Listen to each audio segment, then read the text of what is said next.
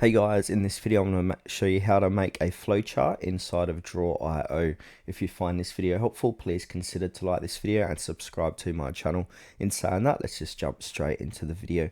Okay, so there's a couple of different ways how we can do this. So the first way is by using a template. So if we go ahead and up the top here, we've got different tabs. We want to click on the Arrange tab and then click onto where it says Insert. Now inside Insert, go ahead and click on a template.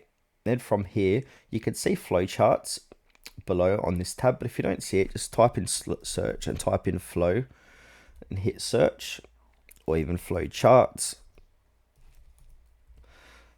and hit enter.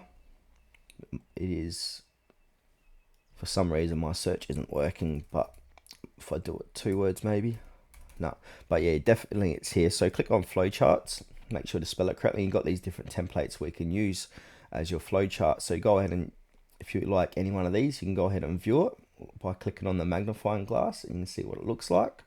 So if you like any one of these, you can go ahead and click onto it and then click onto insert, and that's going to insert into your Draw.io.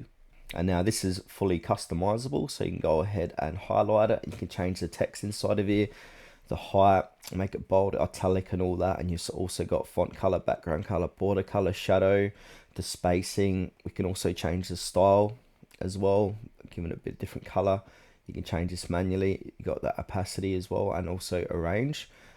Now the other way to do this is by coming over to our left hand side here, and we've got a tab here called flowchart, so we can go ahead and make this manually. So you can go ahead and place your flowchart in here, and you got your lines, and you can connect up with different diagrams like so.